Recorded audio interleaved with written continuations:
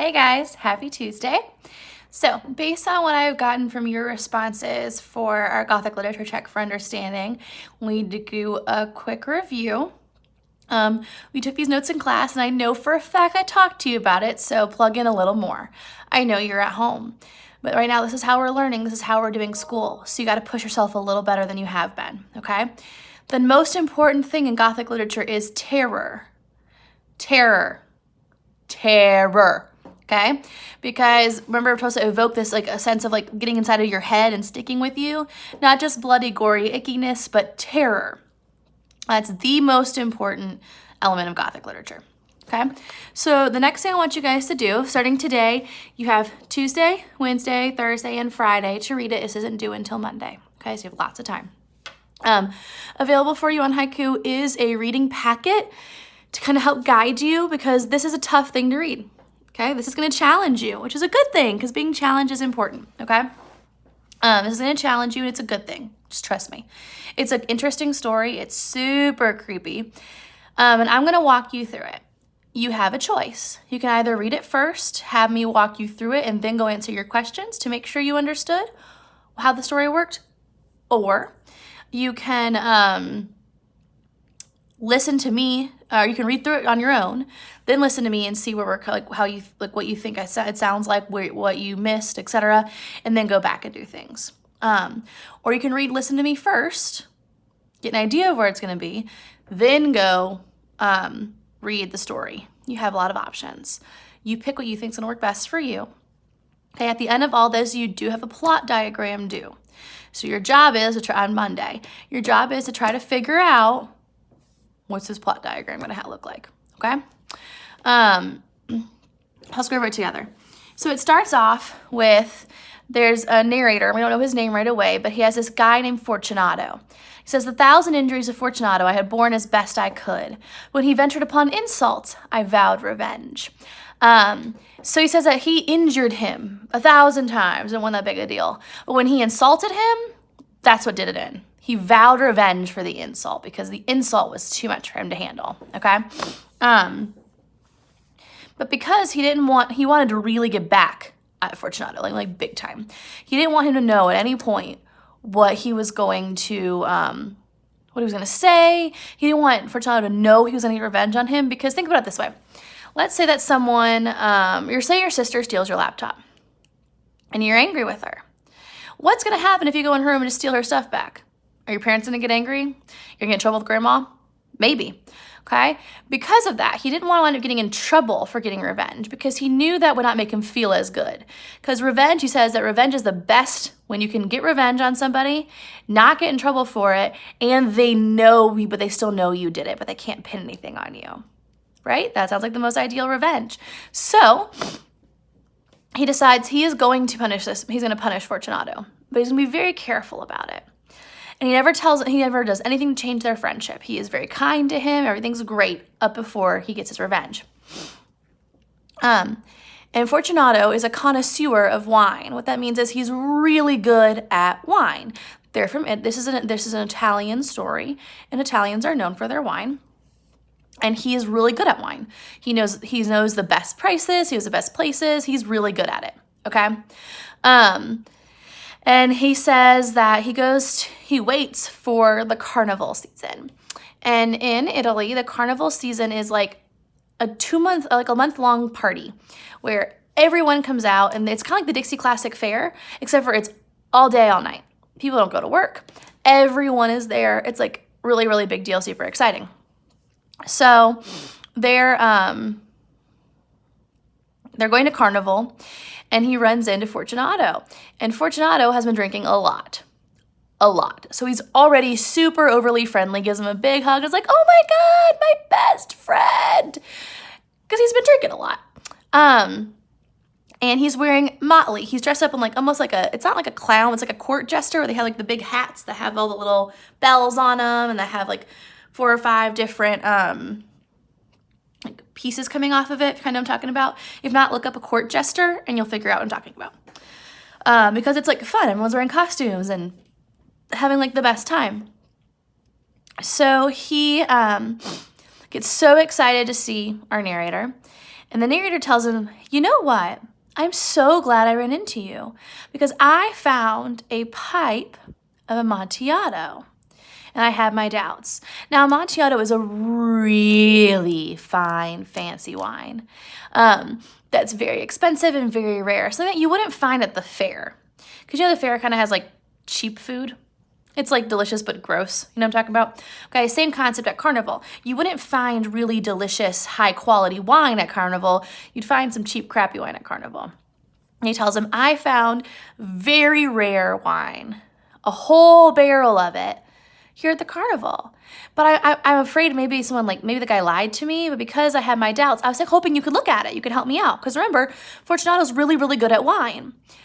And he does this little mind trick with him. So let me think about this for a second. Let's say that I knew you were really, really, really into shoes. And I had found some dude who was selling shoes at the back of his truck.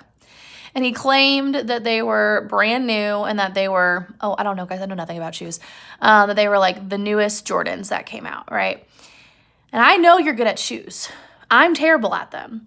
But I say, I think I got these great new shoes, but you know what? You're busy. You have things to do. I'm not going to ask you for your help. You would probably go, no, I'm good at this. I can help you because, you know, if you're good at something, you want to do it. So he does this with Fortunato.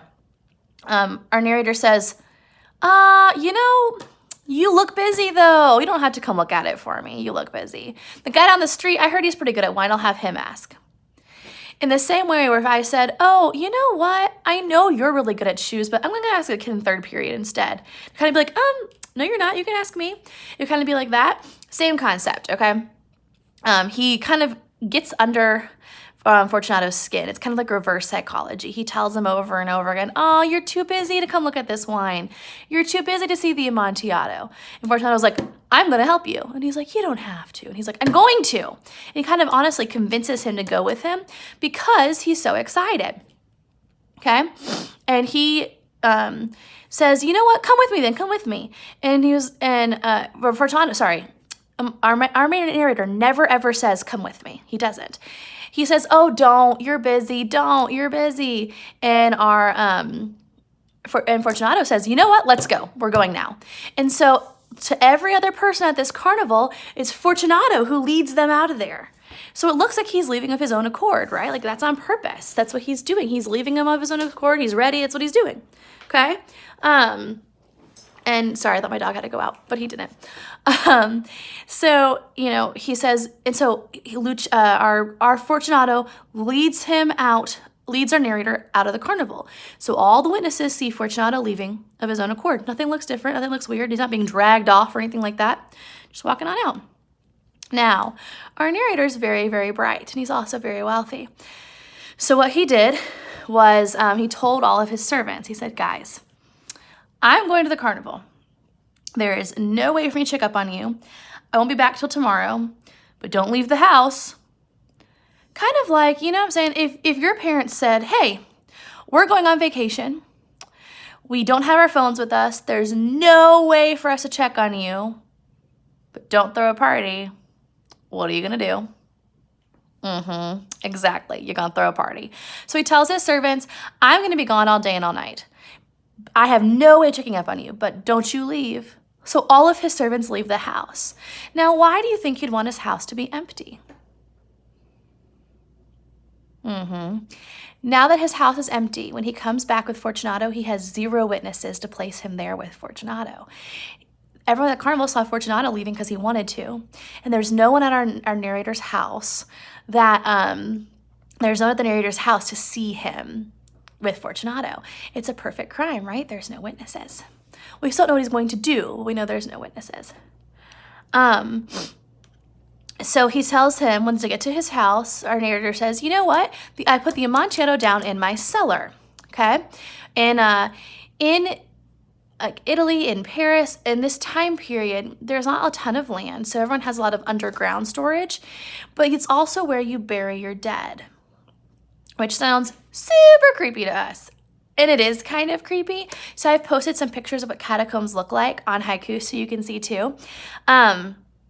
But imagine basically like at the front of the cellars, you embalm people so they don't smell or anything like that, but you wrap them all up, and they're kind of like in cubbies on the wall.